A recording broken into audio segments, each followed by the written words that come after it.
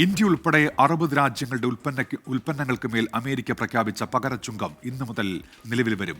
ചൈനയ്ക്ക് മേൽ 104% തീരുവ ചുമത്തി കടുത്ത നടപടിയുമായി ട്രംപ്. വ്യാപാര യുദ്ധത്തിൽ ആരും വിജയിക്കില്ലെന്ന് UN secretary general Antonio Guterres തുറന്നടിച്ചു. വിശദാംശങ്ങളുമായി ഇപ്പോൾ മധു കൊട്ടാരക്കര ചേരുന്നുണ്ട് അമേരിക്കയിലെ ന്യൂജേഴ്സിയിൽ നിന്ന്. മധു, ഇവിടുത്തെ ഗുഡ് മോർണിംഗ് ആണ്. മധു, ഈ വീണ്ടും വിപണികളിൽ ഇടിവുണ്ടാവുകയാണോ അമേരിക്കയിൽ? അങ്ങനെ റിപ്പോർട്ടുകൾ കൂടി വരുന്നുണ്ടല്ലോ ഈ ഘട്ടത്തിൽ. മധു, ഗുഡ് മോർണിംഗ് ഉന്മേഷ്.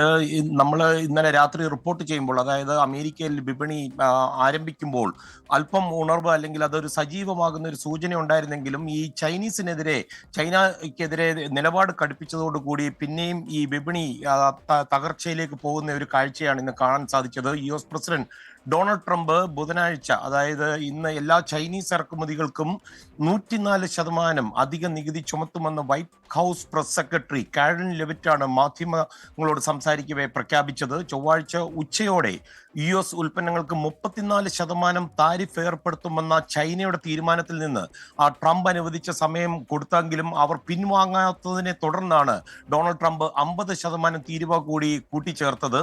ചൊവ്വാഴ്ച നേരത്തെ ഈ ചൈനീസ് ഇറക്കുമതിക്ക് 50% അധിക തീരുവ ചുമത്തതിനെ ചൈന വളരെ ശക്തമായി എതിർത്തിരുന്നു. അവരുടെ ചൈനീസ് വാണിജ്യകാര്യ മന്ത്രാലയമാണ് ഇത് സംബന്ധിച്ച് പ്രതികരണവുമായി മുന്നോട്ട് വന്നത്. അവർ പറഞ്ഞത് ഒരു തെറ്റിന് മേൽ മറ്റൊരു തെറ്റാണ് ഇതെന്നാണ് ഈ അമേരിക്കയുടെ തീരുമാനത്തെപ്പറ്റി അവർ വിശേഷിപ്പിച്ചത്. US കയറ്റുമതിക്ക് ചുങ്കം വർദ്ധിപ്പിക്കുമെന്നും ചൈനീസ് വാണിജ്യ മന്ത്രാലയം പറഞ്ഞിരുന്നു. ഉന്മേഷ് ഓർക്കണം, ചൈനയുടെ അമേരിക്കയിലേക്കുള്ള കയറ്റുമതി $439 ബില്യൺ. അതേസമയം അമേരിക്കയുടെ ചൈനയിലേക്കുള്ള കയറ്റുമതി $144 ബില്യൺ.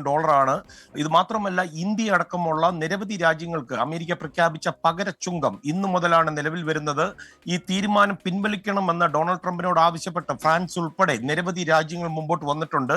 അമേരിക്കയുടെ പുരോഗതിക്ക് തന്റെ ഈ തീരുവ പ്രഖ്യാപനം വളരെ ആവശ്യമാണെന്നാണ് ഡൊണാൾഡ് ട്രംപ് പറയുന്നത്. White House press secretary Karen Leavitt ഇന്ന് വൈറ്റ് ഹൗസിൽ സംസാരിക്കവേ പറഞ്ഞത്, പ്രസിഡന്റ് ട്രംപ് ഉരുക്ക് പോലെയുള്ള ഒരു നട്ടലുണ്ട്, അദ്ദേഹം ഒരു കാരണവശാലും തകരില്ല, അമേരിക്കയ്ക്ക് ശക്തമായ നേതൃത്വം കൊടുക്കും.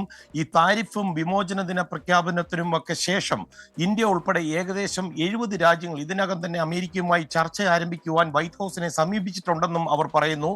രാജ്യങ്ങൾ അവരുടെ അന്യായമായ വ്യാപാര രീതികൾ പരിഷ്കരിക്കുവാനും അതുപോലെ അവരുടെ വിപണികൾ സ്വതന്ത്രമായി അമേരിക്കയ്ക്ക് തുറന്നു കൊടുക്കുവാനും സ്വയം തയ്യാറാകുകയാണെന്നും വൈറ്റ് ഹൗസിൽ ഈ കാരൻ ലെവിറ്റ് മാധ്യമങ്ങളോട് സംസാരിക്കവേ പറഞ്ഞു. ഉന്മേഷ്, ശരി. മധു കൊട്ടാരക്കരയാണ് അമേരിക്കയിലെ ന്യൂജേഴ്സിയിൽ നിന്ന് വിശദാംശങ്ങൾ നൽകിയത്.